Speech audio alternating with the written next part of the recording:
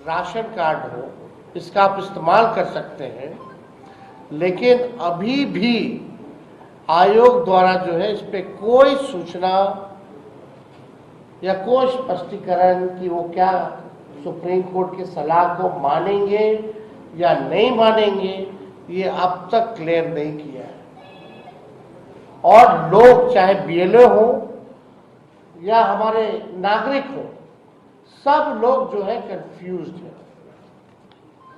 चुनाव आयोग ने ये नहीं बताया कि कितने गणना प्रपत्र बिना दस्तावेज यानी बिना मतदाता के प्रत्यक्ष भागीदारी के अपलोड हुए। ये भी स्पष्ट नहीं किया गया कि इन 4,66,00,000 डिजिटलाइज फॉर्म में से कितनों ने आधार यानी ईपीआईसी से वेरिफिकेशन हुआ है। यानी चुनाव आयोग फर्जी अपलोडिंग की संभावनाओं पर जो है चुप है। अखबार की खबर में देवघर का आप लोगों ने देखा, चुनाव आयोग द्वारा राजनीतिक दलों की भागीदारी का उल्लेख तो किया गया है, लेकिन ये नहीं बताया गया कि उनके बीएलए क्या वास्तविक निरीक्षण की भूमिका दी गई है या सिर्फ उपस्थिति की सूचना दर्ज की जा रही है। अभी भी पॉलिटिकल पार्टीज के जो बीएलओ हैं उनकी क्या भागीदारी है, वास्तविक निरीक्षण की भूमिका दी गई है कि नहीं दी गई है, या सिर्फ उपस्थिति की सूचना दर्ज की जा रही है।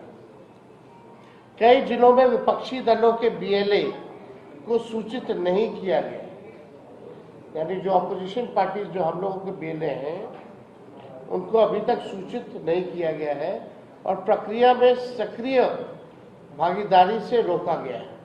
इस पर कोई संज्ञान नहीं है।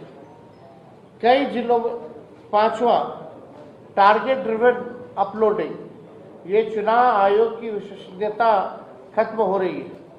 बीएलओ और ईआरओ पर 50% प्लस अपलोडिंग का अनौपचारिक लक्ष्य थोपे जाने की कई रिपोर्ट आ चुकी है।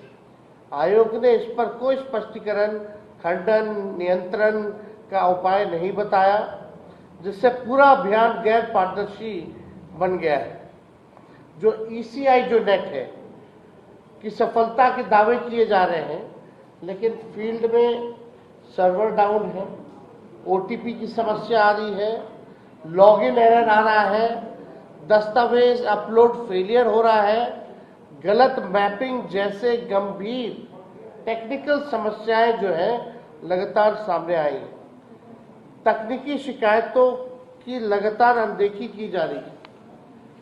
इन शिकायतों के लिए बीएलओ या मतदाता को कोई सपोर्ट सिस्टम, टिकटिंग पोर्टल या हेल्पलाइन उपलब्ध नहीं कराई गई है। अगर समस्या आ रही है तो उसका बैकअप होना चाहिए, एक सपोर्ट सिस्टम होना चाहिए, कम से कम हेल्पलाइन जो है वो उपलब्ध कराना चाहिए, पोर्टल जो है वो खोलना चाहिए, टिकटिंग। सातवां, 25 जुलाई की समय सीमा से पहले अपलोडिंग पूरा करने की बात कही जा रही है। ये 25 जुलाई से पहले हम जो है सभी लोगों का कर लेंगे, जिससे गुणवत्ता और वैधता की जगह संख्या और गति पर जोर दिया जा रहा है। मतलब बस आपने डीएम का भी वो ऑडियो जो वायरल हुआ, आपने सुना कि अब डिस्ट्रीब्यूशन में कम, कलेक्टिंग में ज्यादा हम लोगों को ध्यान देना है। और बिना डॉक्यूमेंट के, चुनाव आयोग कहता है आदेश में कि डॉक्यूमेंट लगेगा, और डीएम साहब कहते हैं कि डॉक्यूमेंट की आवश्यकता नहीं है, बिना डॉक्यूमेंट के ही आप दीजिए। यानी हमको क्वालिटी काम नहीं करना है, बढ़िया से काम नहीं करना है। अब हम पे प्रेशर है, हमने जबान दे दी है, सुप्रीम कोर्ट में भी बोला कि हम कर लेंगे सर, उसलिए अब केवल जो है संख्या को पूरा करने का उस पर ध्यान जो है इन लोगों का लगा हुआ। ऐसा प्रतीत हो रहा है कि चुनाव आयोग की ये एसआईआर प्रक्रिया एक आई वॉश है।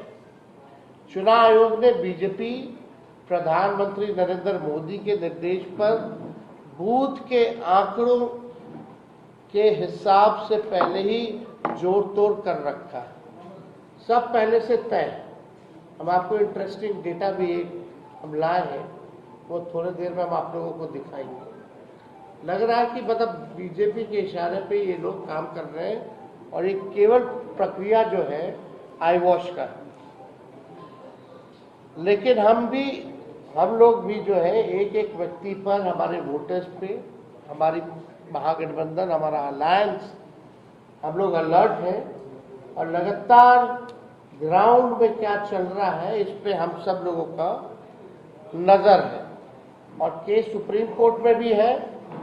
अब की बार बिहार से आर पार होगा और मोदी जी और इलेक्शन कमीशन ये ना समझे कि ये गुजरात है, ये जो है बिहार है और बिहार के लोग सचेत हो चुके हैं, अलर्ट है।